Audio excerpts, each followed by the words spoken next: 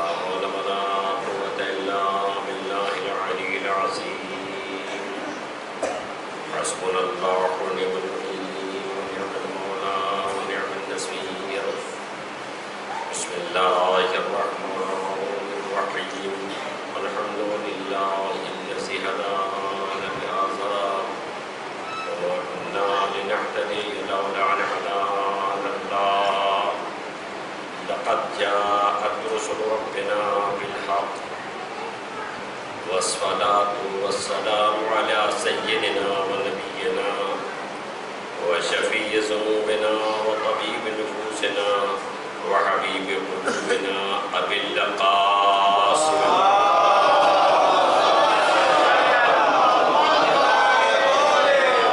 وآله الطيبين الطاهرين المعصومين ولعنة الله على أعدائهم أجمعين من ليلنا هذا إلى قيام يوم الدين أما بعد فقد قال الله تبارك وتعالى في كتابه المحكم وخطابه المتقن وقوله أحسن بسم الله الرحمن الرحيم والذين هم لأماناتهم وعهدهم راعون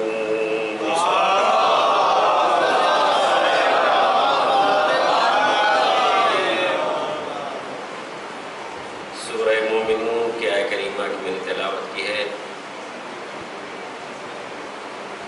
اس میں خلاق کائنات ان مومنین کے صفات کو بیان کر رہا ہے جو مومنین کامیاب ہو گئے، جو رستگار ہوئے. ان مومنین کے صفات بیان کرتے ہوئے ارشاد فرما رہا ہے والذین هم لأماناتهم وعهدهم راعون، اور وہ مومنین وہ ہیں جو اپنے وعدوں اور امانتوں کا لحاظ رکھتے ہیں. میری گفتگو امانت کے سلسلے میں ہے، یہ بات آپ کے ذہن میں رہے. مومنین کی خاص صفت امانت داری. اگر مومن ہے تو ضروری ہے کہ وہ امانت دار ہو. اگر امانت دار نہیں ہے تو اس کو چاہیے کہ وہ اپنے ایمان کا جائزہ لے.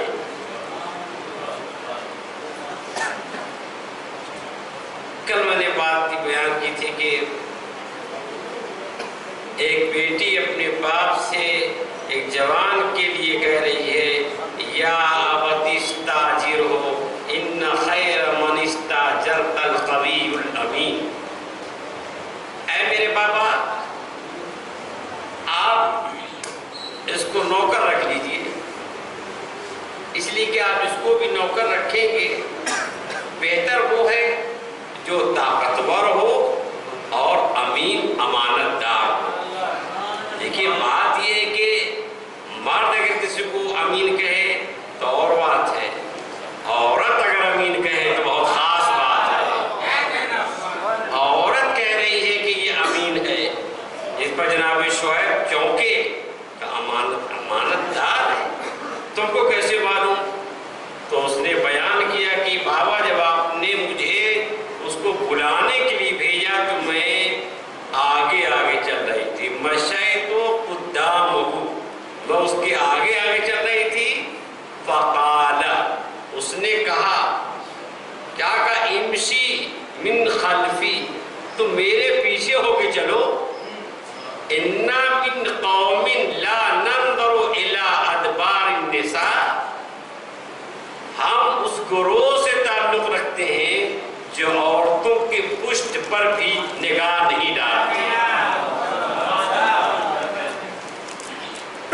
مشیت ایسے سے امانت داروں کو قرآن میں بیان کر رہے کہ ہم نے دین کی امانت جس کے سپرد کی ہے وہ ایسے ایسے امانت دار ہیں جو خواتین کی پشت پر بھی نگاہ ڈالنا مایوب سمجھتے ہیں، عیب سمجھتے ہیں. اب آپ ذرا انصاف سے بتائیے کہ جب دین کی امانت ایسے ایسے امانت داروں کے حوالے کی گئی ہے تو آخری نبی کے بعد کیسے لوگ اس دین کی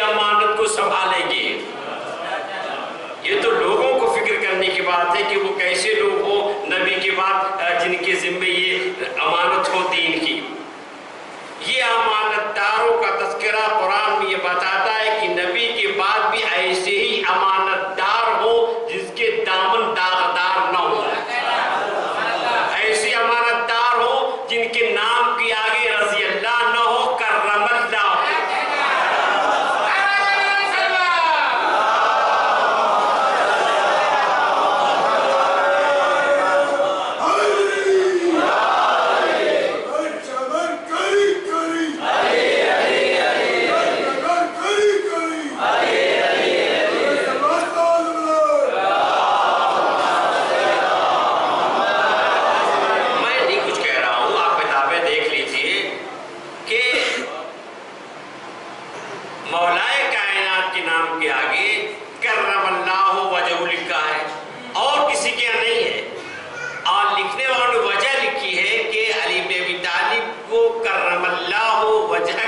वजह यह है कि इनके पेशानी कभी बुतों के सामने न झुकी। तो आप बताइए दीन की अमानत उसके पास हो जिनकी पेशानी बुतों के सामने झुक जाए, या उनके पास हो जिसकी पेशानी कभी भी बुतों के सामने नहीं झुकी। यही है करमल्लाह। वजह कहने की वजह है जो उनकी किताबों में है, हमारी किताबों में नहीं है। वही इसकी वजह भी बयान करते हैं। एक बार सलवात पढ़े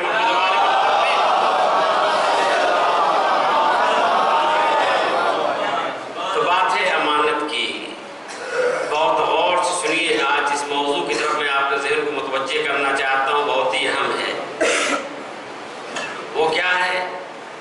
वो ये है कि हमारा मियार ये है अच्छे आदमी का, 4 दिन नमाजें पढ़ ली, बहुत अच्छे आदमी है, बहुत अच्छे आदमी साहब। अरे साहब 18-20 साल का ऐसा नमाजी है, सुभान अल्लाह, नमाज क़ज़ा हुज़ूर नहीं होती, बहुत अच्छा आदमी है। माह मुबारक रमज़ान के अलावा भी रसूलुल्लाह वो रोज़े रखते हैं, बहुत अच्छे हैं। तो हमारे यहाँ अच्छा होने का मियार ये है कि नमाजें पढ़ता हो, रोज़े रखता हो, हज करता हो, तस्बीहात में लिए हो, कुरान की तिलावत करता हो, अल्लाहु अल्लाहु कहता हो, और बहुत अच्छा है। जबकि मासूमीन ये कहते हैं कि अच्छे आदमी होने का ये मियार नहीं है। जिसको हम मियार समझते हैं, मासूमीन उसको मियार नहीं बताते। अच्छा, ज्यादातर जो धोखे खाए गए हैं वो नमाज रोजे पर धोखे खाए हैं। 4 दिन आपने नमाज पढ़ते देख लिया और कर्जा लेने के साथ 20,000 रुपये दे दीजिए, अच्छा बड़े नमाजी है, दे दिया आपने। बाद में कहा हुजूर क्या बताएं 20,000 रुपये डूब गए। कैसे डूबे भाई? अरे साहब क्या बताएं, हमने तो नमाज पर भरोसा कर लिया। किसने कहा आपको नमाज भरोसा करने के लिए? और अक्सर आपको ऐसे लोग मिल जाएंगे जिन्होंने नमाज पर भरोसा कर लिया, रोजे पर भरोसा कर लिया, हज पे भरोसा कर लिया और धोखे खाए। इसका मतलब ये मियार नहीं है। इसलिए कि कभी कभी आदत के तौर पर भी आदमी नमाजें पढ़ता है, अगर न पढ़े तो चैन सुकून न मिले। तो अब ये चीजें मियार नहीं है। और मैं कहाँ तक अर्ज करूं कि अच्छे अच्छे लोग धोखा खाते हैं। और चुनांचा बहुत बड़े आलिम दीन, जिनका नाम है मुफ्ती मोहम्मद अब्बास या अल्लाह मकामा, ये बहुत अजीम आलिम दीन गुजरे हैं कि उन्होंने अरबी में बहुत सारी किताबें भी लिखी हैं और किताबें मैंने खुद देखी हैं। उनकी एक किताब है तारीख़ अब्बास, जिसमें उनके पूरे हालात ज़िंदगी लिखे हुए हैं। अब उस वाक़े को सुनिए और आप अंदाज़ा लगिए कैसे कैसे लोग धोखे खा जाते हैं। वो लिखते, उनके हालात ज़िंदगी में ये लिखा है कि वो नमाज पढ़ाते थे और एक साहिब आकर के बाकायदा नमाज में शिरकत करते थे और नमाज के बाद मुसाफा, नमाज के बाद मुसाफा है। अब मुस्तकिल नमाज पढ़ते रहे। एक दिन उन्होंने कहा कि सरकार मेरे यहाँ शादी है, मैं चाहता हूँ कि आप पढ़ें। तो बिला और काबा ने ये सोचा कि ये बेचारे नमाज में आते हैं, जमात में शिरकत करते हैं, मुसाफा करते हैं, अगर मैं इनकार कर दूँ तो दिल शिकनी होगी, दिल शिकनी होगी। लिहाजा ये कह दिया कि अच्छा भाई ठीक है, मैं शादी में शिरकत भी करूंगा और अक़्द भी पढ़ दूंगा। बात तमाम हो गई।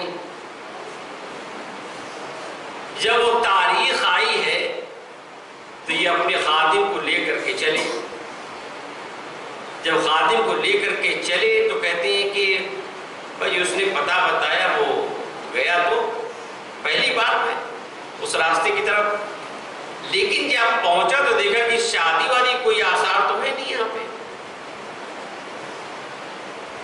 خیر صاحب مجھے لے گئے اندر، خادم نے چاہا کہ میں بھی چلوں تو ان کو روک دیا، اندر لے گئے اور لے جانے کے بعد کہتے ہیں کہ 500 روپیہ نکالیے۔ جی 500 روپیہ دے دیجئے۔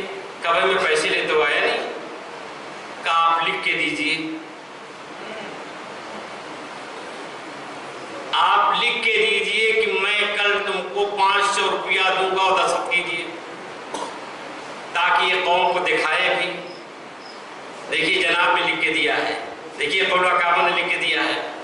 خیر جناب لکھ کے دے دیا، گھر آئے، مکان بیچا، 500 روپیہ دیا۔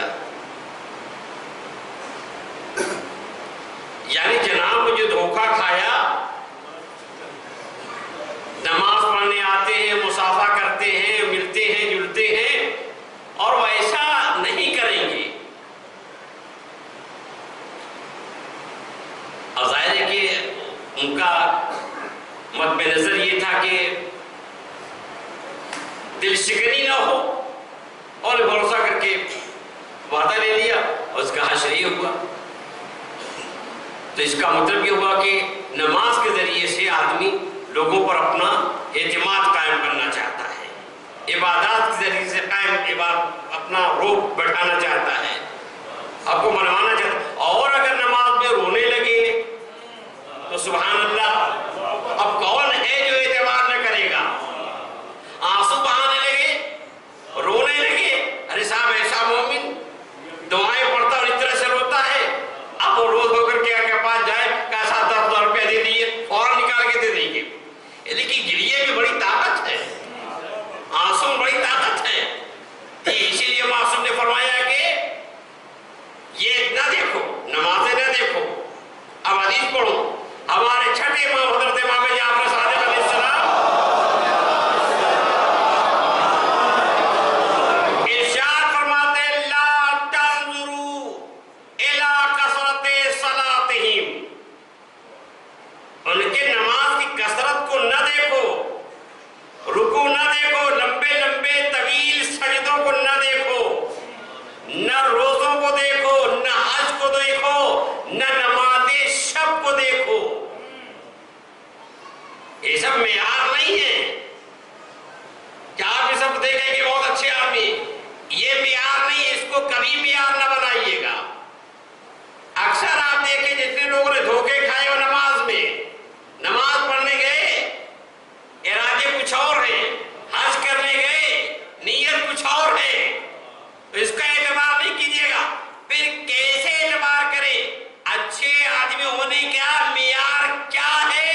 امام فرماتے ہیں وَلَٰكِنِ انظُرْ إِلَىٰ صِدْقِ الْحَدِيثِ وَأَدَاءِ الْأَمَانَةِ، اچھے آدمی کا معیار یہ ہے کہ گفتگو میں سچا کتنا ہے، معاملات میں پکا کتنا ہے۔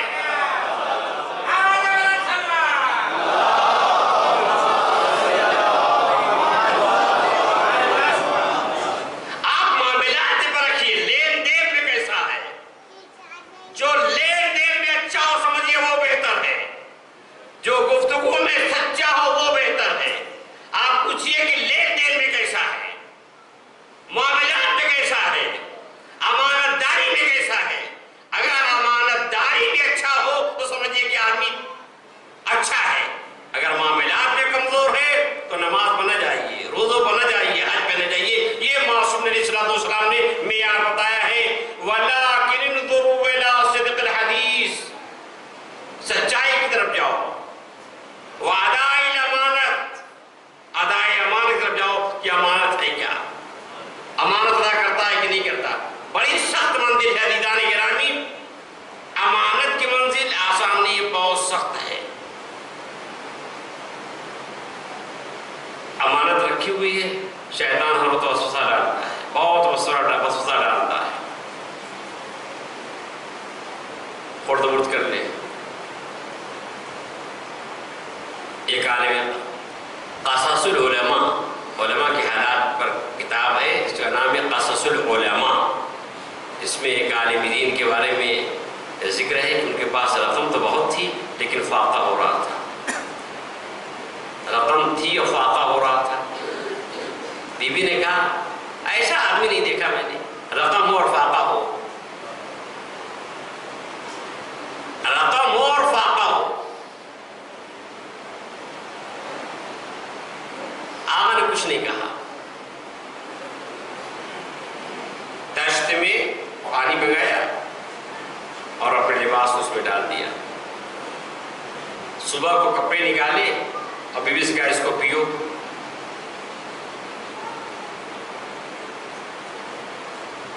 کیسی باتیں کر رہے ہیں آپ؟ میں تو پیو اس کو. کہا میں نہیں پی سکتی. کہا اختیار ہے؟ کہا اختیار ہے مگر نہیں پی سکتی، یہ جراثیم و میلے پانی ہے.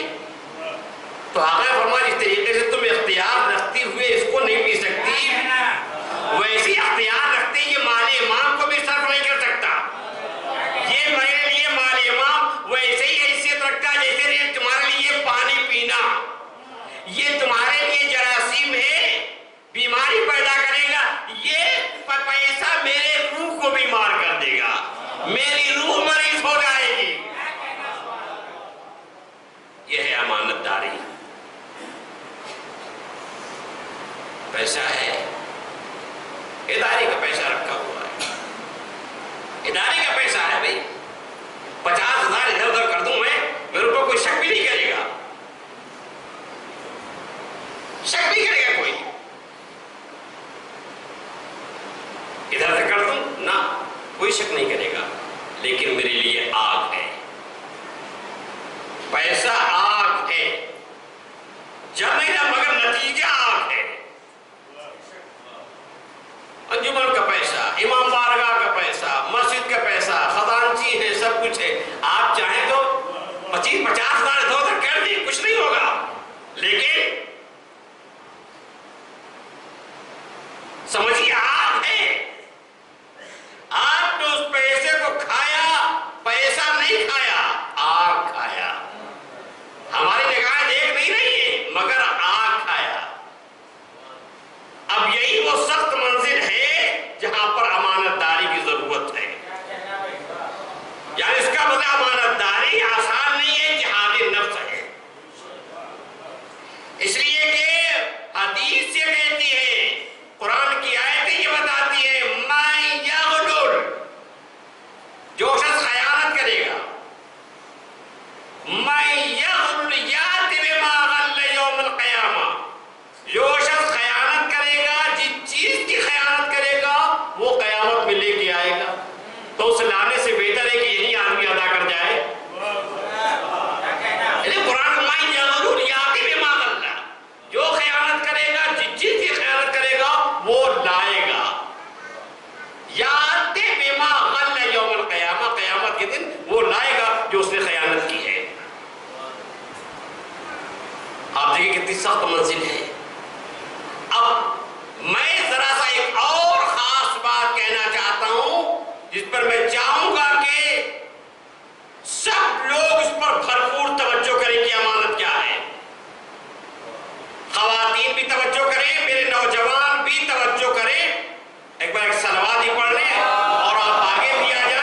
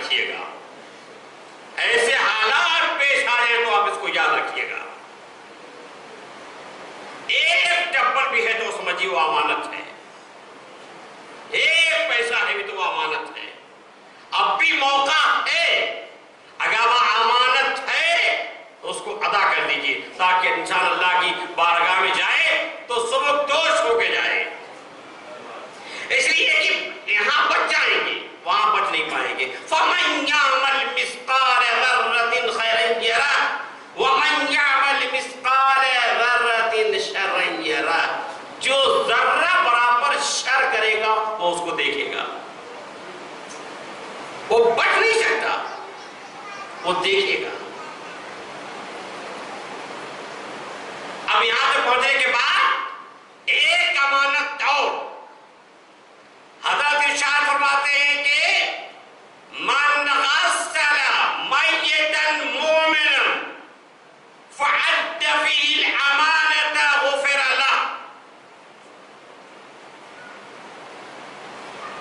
جو شخص کسی مومن کی میت کو غسل دے چاہیے کہ وہ امانت کی رعایت کرے۔ جو عورت کسی مومنہ کو غسل دے وہ چاہیے کہ امانت داری کی رعایت کرے۔ میں زور دے کے یہ بات کہہ رہا ہوں کہ اس کو آپ ذہن میں رکھیے، نوجوان اس کو ذہن میں رکھیں، خواتین اس بات کو ذہن میں رکھیں کہ امام فرماتے من غسل میتا مومنا، جو کسی مومن میت کو غسل دے رہا ہو فعد فی الامانہ، اور اس میں امانت کا لحاظ رکھے، وہ غفر اللہ، وہ بخشا جائے گا، وہ معاف کر دیا جائے گا۔ امام علیہ السلام سے پوچھا گیا کیف یعد فی الامانہ، میت کے سلسلے میں امانت داری کیا ہے آقا؟ اے میرے مولا، میت کے سلسلے میں امانت داری کیا ہے؟ نہ وہ مال ہے نہ وہ راز ہے، یہ کون سی امانت داری ہے؟ تو حضرت فرماتے ہیں کہ لا یخبر بما یری، غسل دیتے دیتے اگر میت کے جس پر کوئی عیب دیکھے تو اسے بیان نہ کرے۔ اللہ کو یہ پسند نہیں ہے کسی کا عیب بیان کیا جائے۔ جب آپ بیان نہ کیے جائے گے تو اللہ بھی آپ کو معاف کر دے گا۔ وہ ستار العیوب ہے، مرنے کے بعد بھی عیب جو ہی پسند نہیں کرتا۔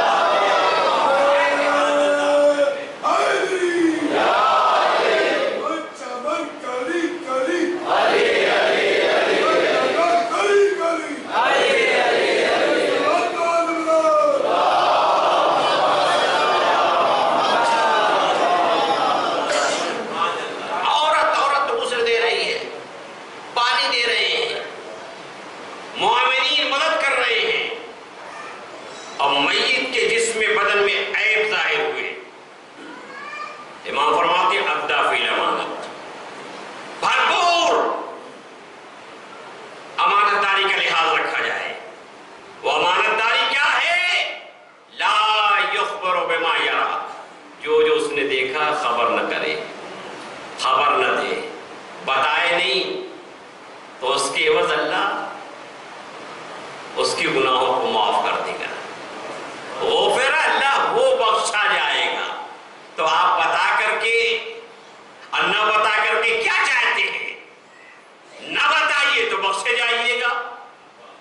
وہ واقعاً کتنا ستار العیوب ہے، عیوب کو چھپاتا ہے۔ آپ اس کے عیب کو چھپائیے، اللہ آپ کے عیب کو چھپائے گا۔ اور جب وہ چھپائے گا تو کوئی نہیں ظاہر کرے گا۔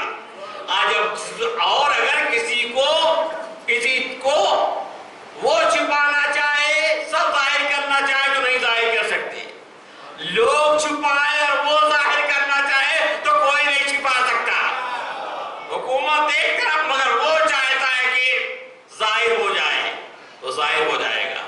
تو اس امانت کو آپ بھرپور یاد رکھیے گا، اس کو کبھی نہ بھولیے گا۔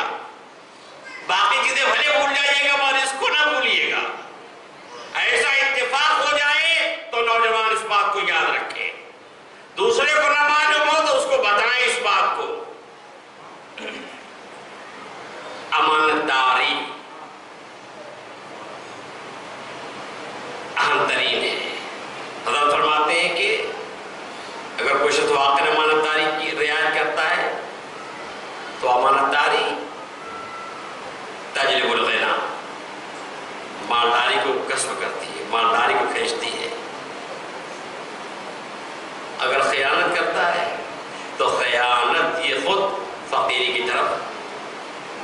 فقیری کو بلاتی ہے، فقیری کو دعوت دیتی ہے، اس سے امانت داری کی بھرپور رعایت ہو۔ ائمہ معصومین صلی اللہ علیہ وسلم رہبران دین نے بھرپور امانت داری کی طرف متوجہ کیا ہے۔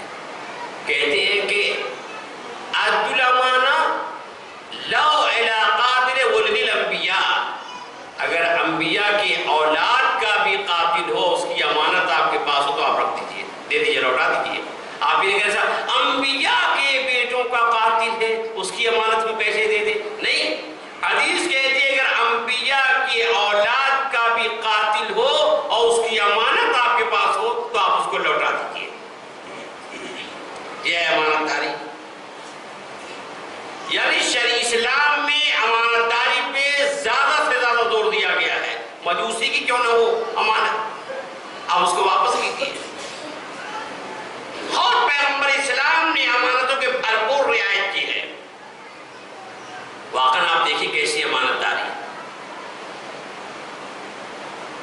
پیغمبر اسلام مسجد نبی میں تشریف فرمائے، ایک شخص آیا، کہا کہ خدا کا رسول بہت محتاج ہوں، بہت فقیر ہوں، صاحب ضرورت ہو، کچھ دیجیے۔ ہم نے کہا بیٹھ جاؤ، وہ بیٹھ گیا۔ اتنے میں دوسرا شخص آ گیا، اے خدا کے رسول میں بہت پریشان ہوں، پہلے بیٹھو، اللہ قادر ہے، کوئی بیٹھ گیا۔ تیسرا شخص آیا، اے خدا کے رسول کچھ عطا کیجیے، کہا بیٹھ جاؤ، اللہ قادر ہے، سب بیٹھ گئے۔ تھوڑی دیر کے بعد ایک شخص 12 سیر گیہوں لے کے آیا، کہا خدا کے رسول یہ زکوٰۃ ہے، یہ زکوٰۃ گیہوں ہے۔ پیغمبر صاحب نے 3 کلو ایک شخص کو دیا، دوسرے کو 3 کلو اور تیسرے کو 3 کلو، یہ لے کے غائب۔ 3 کلو بچ گیا۔ مغرب و عشاء کی نماز کے بعد حضور نے مسجد میں اعلان کیا، کیا کوئی مستحق ہے؟ سناٹا، کوئی نہیں آیا۔ ارے بھائی کیا کوئی مستحق ہے؟ یعنی اس کا اس وقت تک بڑی غیرت و خودداری تھی، بڑی غیرت و خودداری تھی، اور اگر آج اعلان ہو جائے تو شناخت مشکل ہو جائے گی کہ مستحق ہے کہ نہیں ہے، مستحق ہے کہ نہیں ہے۔ یہاں تو نہ جب مستحق سمجھ کے دے دیا گیا، بعد میں پتہ چلا رہے صاحب مستحق ہی نہیں، یہ تو شناخت بہت مشکل۔ حضور نماز مغرب کے بعد کہتے ہیں اگر کوئی مستحق ہے، کوئی مستحق نہیں۔ پیغمبر اسلام وہ 3 سیر گیہوں لے کر کے گھر آ گئے۔ بہت فکر مند ہے، بہت فکر مند ہے۔ ام المومنین جناب عائشہ کہتی ہیں کہ میں نے پوچھا ہے خدا کا رسول آج آپ بہت فکر مند ہیں، بات کیا ہے؟ کہا میرے پاس 3 سیر امانت کے گیہوں ہیں، گیہوں ہیں، یہ امانت ہے مستحق کی۔ اب مجھے اندیشہ یہ کہیں میں مر جاؤں اور یہ امانت مستحق تک نہ پہنچے۔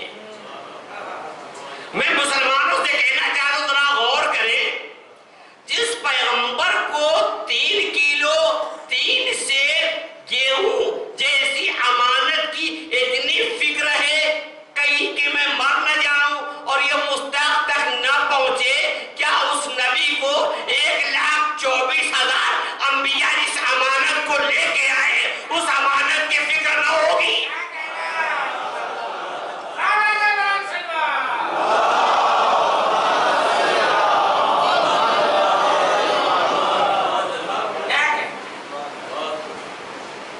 کہتے ہیں کہ صاحب نبی نے کسی کو بنایا ہی نہیں، اس نبی کو اتنی فکر ہو 3 سیر گیہوں کی صاحب یہ امانت کی ہے، یہ ہے سرکار خدیم اردو کی امانت داری۔ اور میں کیا عرض کروں، ایسا امانت دار، ایسا امانت دار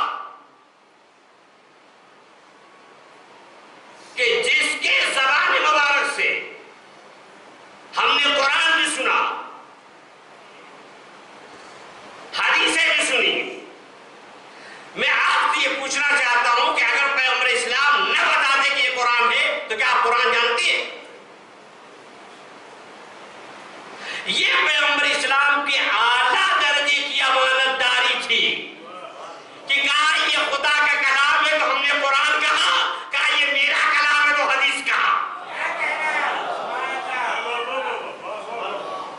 امانت داری کی بات ہے کہ دونوں کلام پیغمبر کی زبان سے ہم نے سنے، یا اس کی اعلیٰ درجے کی امانت داری ہے کہ بھئی یہ خدا کا کلام ہے؟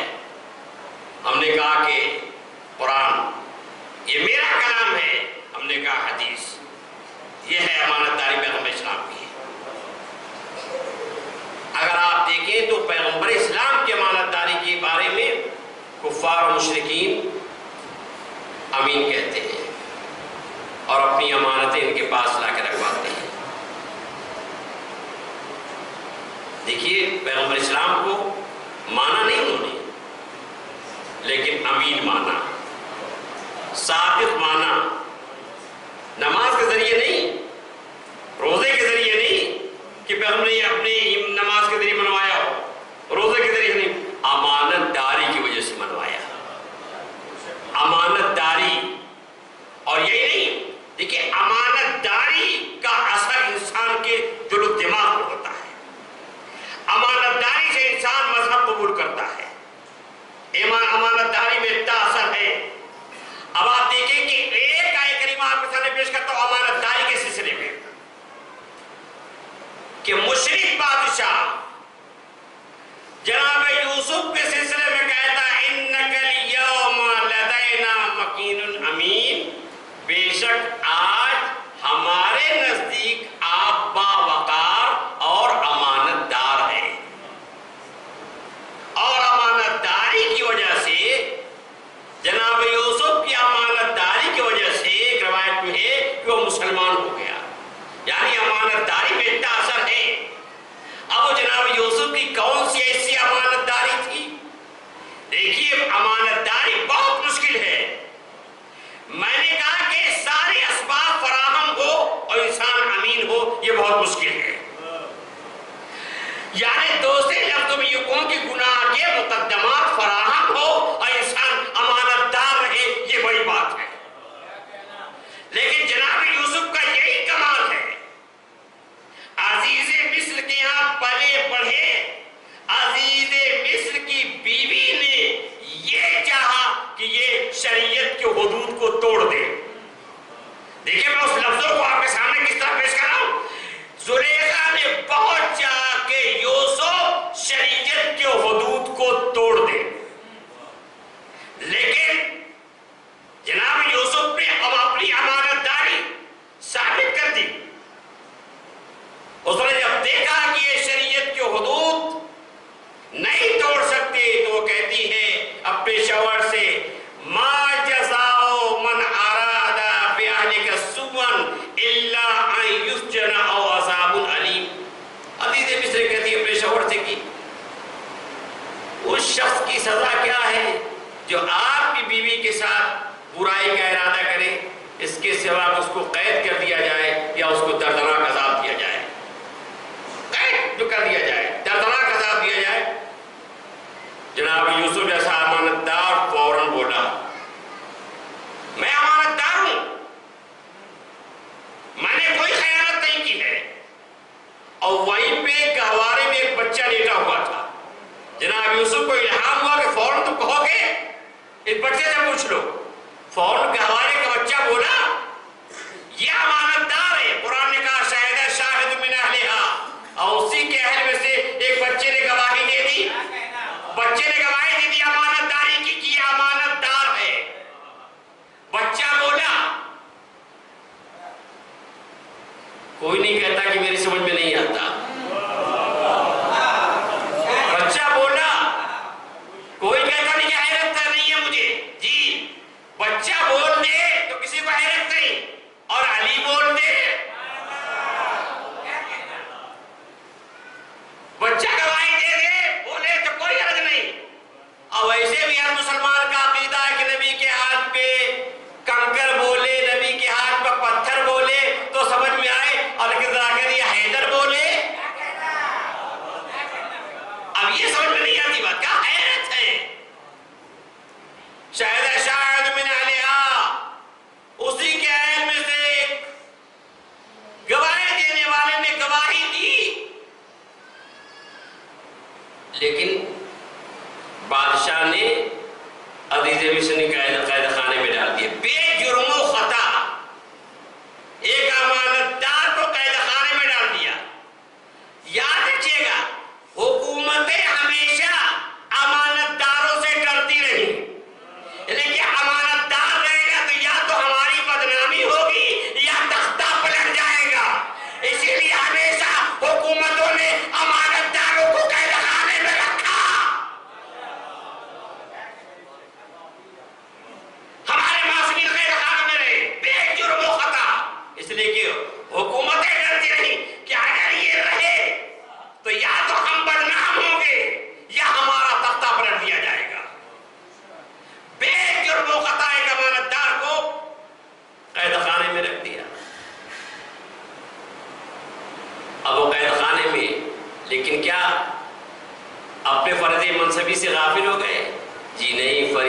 سبھی سے غافل نہیں ہے، وہاں بھی تبلیغ شروع ہے، قید خانے میں بھی تبلیغ شروع ہے، قید خانے میں بھی ہدایت کا کام جاری ہے۔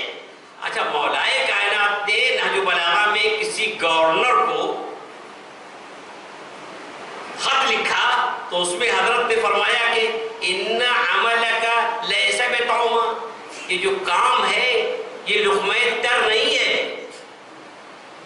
لیکنہ فی عنقک امانہ، یہ تمہاری گردن میں امانت ہے، یعنی جو ذمہ داری کسی کے سپرد کی جائے وہ ذمہ داری امانت ہے، یعنی اگر میرے ذمہ مدرسے سہلانے کی ذمہ داری ہے تو وہ امانت ہے، اب اس کا میں کو ضائع کر دوں۔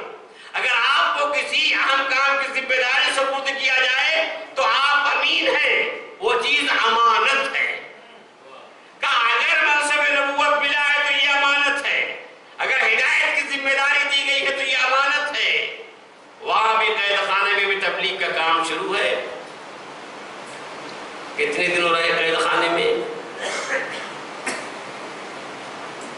قید خانے میں کتنے دن رہے؟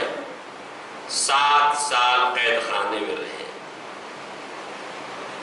بہت توجہ فرمائیے کہ 7 سال قید خانے میں رہے، کیسے نکلے؟ مشیت نے اسباب پیدا کیے، جی مشیت نے اسباب پیدا کیے۔ اب میں بڑی تفصیل میں نہیں جاؤں گا، بس مختصر طور پہ اپنے مطلب تک آؤں، جتنی ضرورت ہے اتنی بات آپ کے سامنے پیش کروں گا۔ کیسے اسباب پیش کیے؟ دیکھیے کیسے اسباب فراہم کیے۔ اسباب ایسے فراہم ہوئے کہ اسی قید خانے میں 2 قیدی اور تھے، ان 2 قیدیوں نے خواب دیکھا، جناب یوسف نے تعبیر پوچھی، جناب یوسف نے کہا بیت میں سے ایک کو سولی دی جائے گی اور ایک بادشاہ کا ساقی بنے گا۔ خیر بات تمام ہو گئی، دونوں قیدی باہر آئے، ایک کو سولی دی گئی اور ایک بادشاہ کا ساقی بن گیا۔ دیکھیے واقعی مشیت بھی کیسے کیسے اسباب پیدا کرتی ہے کہ آدمی واقعی لا فکر کرے نہیں پہنچ سکتا۔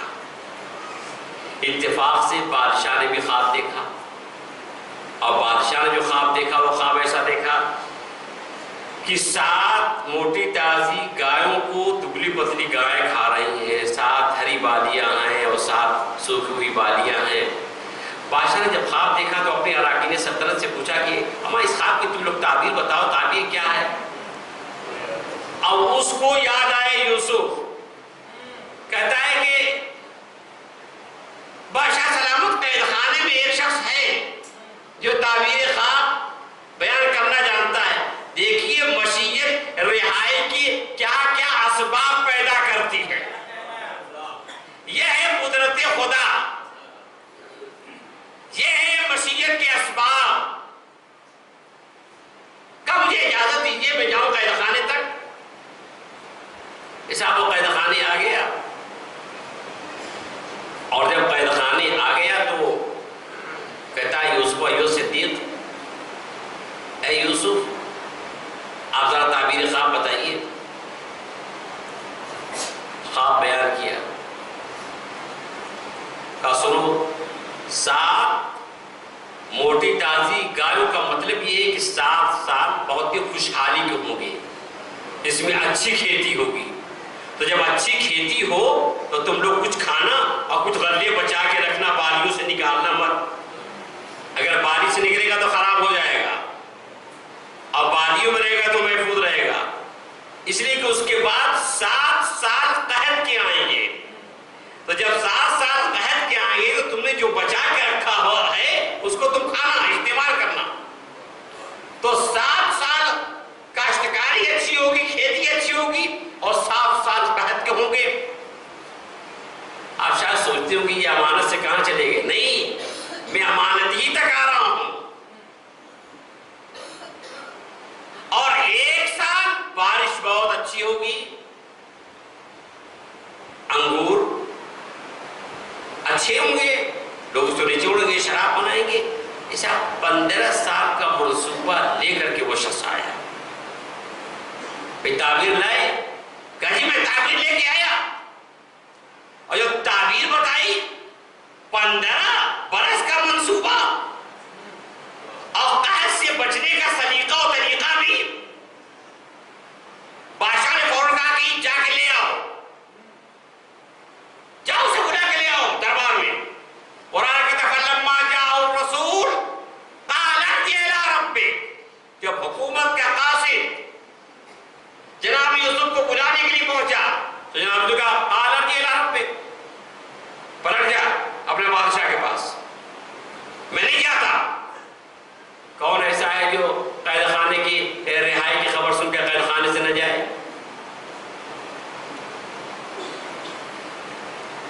قاصد کو لوٹا دیا، کہا جاؤ اور جا کے، اب میں جو قرآن کی آیت ہے اس کا خلاصہ پیش کر رہا ہوں کہ جا کے بادشاہ سے یہ کہہ دو کہ مجھے کس جرم میں قید خانے میں رکھا تھا.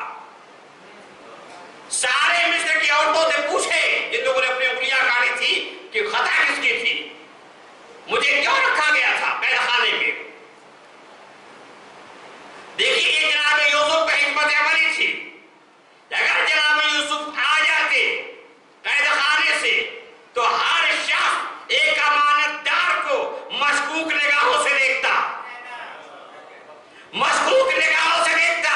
جناب یوسف کا ایسے نہیں، پہلے تحقیق کی جائے میری خطا کیا تھی، میری غلطی کیا تھی.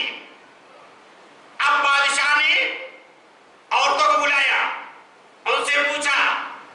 عورتوں نے کہا قلنا حاشا للہ ما علمنا علیہ من سوء وقالت امرأة العزیز الآن حصحص الحق انا راودته عن نفسه وانه لمن الصادقین. عورتوں نے کیا کہا؟ حاشا للہ ما علمنا علیہ من سوء، ہم نے اس پر کوئی برائی نہیں دیکھی. اب وہ عزیز مصر کی بیوی کہتی ہے اب تو حق واضح ہو گیا، حقیقت یہ ہے کہ میں نہیں چاہا تھا کہ یہ وہ شریعت کے حدود کو توڑ دے، مگر یہ بہت سچا ہے. اس کا مطلب یہ ہوا کہ جناب یوسف نے جب اپنے امانت داری اور پاک دامنی کا ایک ایک عورت سے کلمہ پڑھوا لیا تب آئے. اب یہاں تک جب بات پہنچ گئی ہے تو ایک بات اور کہوں. جناب یوسف اس وقت آئے جب عورتوں سے اپنی پاک دامنی اور اپنی امانت داری کا کلمہ پڑھوا لیا. اب اس کے بعد جب آئے ہیں تو بادشاہ کہتا ہے اِنَّكَ الْيَوْمَ لَدَيْنَا مَكِينٌ أَمِينٌ، اب آپ آج سے ہمارے یہاں پروقار اور امانت دار ہیں. یہ ہے امانت داری. اسلام دین ایسے امانت داروں کے ساتھ آیا ہے. دین کی امانت اللہ نے ایسے امانت داروں کے حوالے کی ہے، لہذا آخری نبی کے بعد ایسے ہی امانت دار ہو. اب یہاں تک پہنچنے کے بعد ایک بات کی طرف اور اشارہ کر دوں کہ جناب یوسف قید خانے سے اگر آ جاتے اور تحقیق نہ کراتے تو ہر شخص مشکوک نگاہوں سے دیکھتا. لہذا یہ بات ضروری تھی کہ وہ تحقیق کراتے. اب یہی سے ایک بات کہنا چاہتا ہوں کہ رہائی کے بعد اگر زینب کبریٰ فوراً مدینے آ جاتی تو یزید نواز یزید کے مظالم پر پردے ڈال دیتے.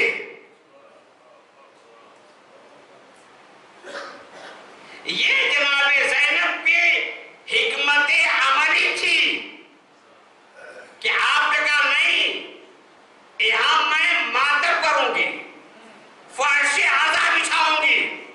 یہ جناب زینب کی حکمت عملی ہے، ورنہ آج نہ فرش عزا ہوتی نہ ذکر ہوتا، یزید کے مظالم پر پردہ ڈال دیا جاتا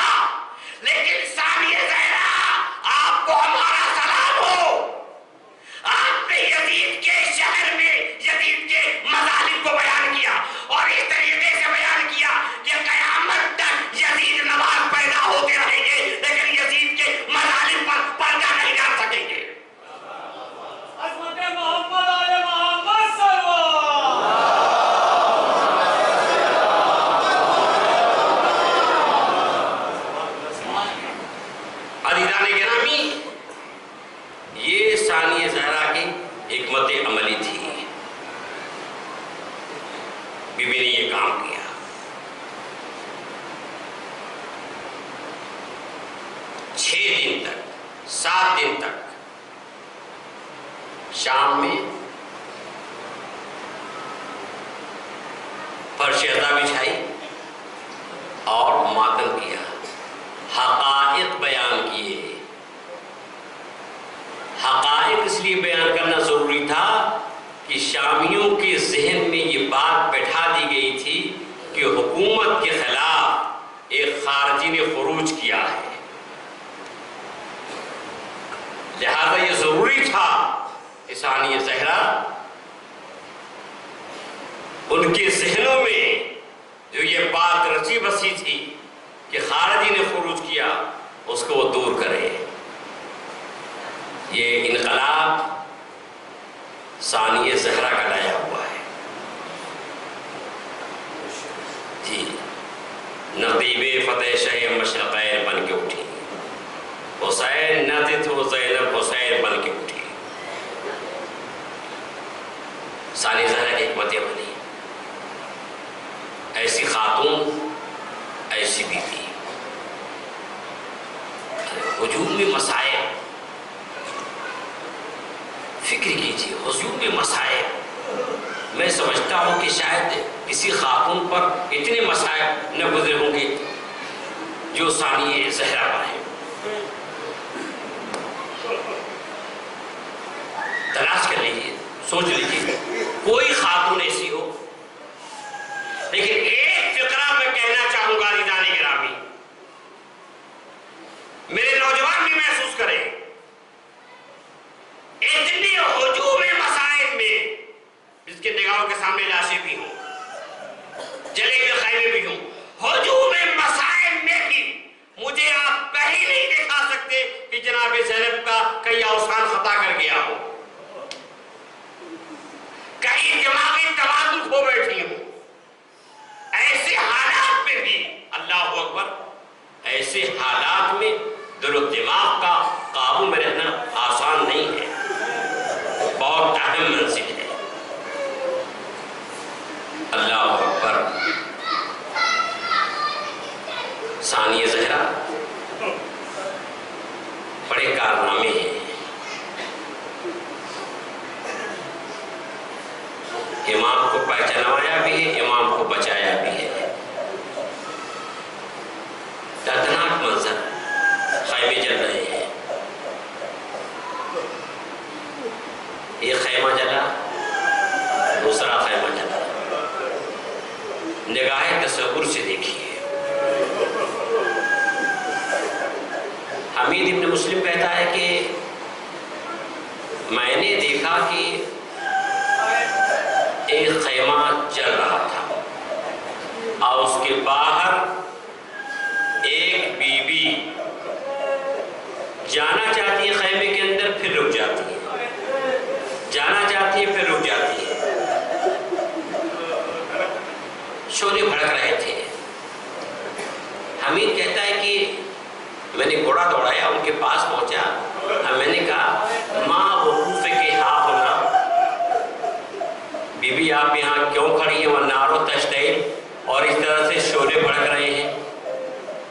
اب وہ بی بی کبھی دائیں طرف دیکھتی ہے، کہیں بائیں طرف دیکھتی ہے کہ اب یہ اپنے ہاتھ پھولے کے ایک دوسرے سے ملتی ہیں۔ کہتی جیسے ہی میں نے یہ کہا والنار تشتعل، شعلے بلند ہو رہے ہیں، آپ یہاں کیوں کھڑی ہیں؟ تو حضرت یاس سے کہا یا شیخ ان لنا علیلا فی هذه الخیمہ،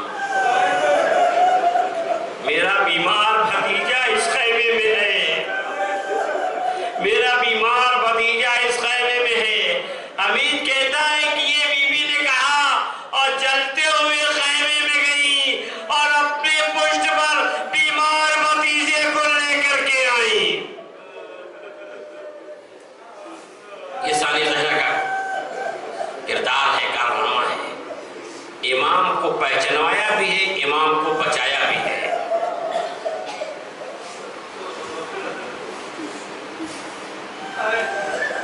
میں چاہتا ہوں چند جملے اور مفتاح کو سنیں۔ رات کیسے بسر کی کوئی نہیں اندازہ لگا سکتا۔ چاروں طرف وارثوں کے لاشیں، خیموں کے چلنے کی ہلکی ہلکی روشنی،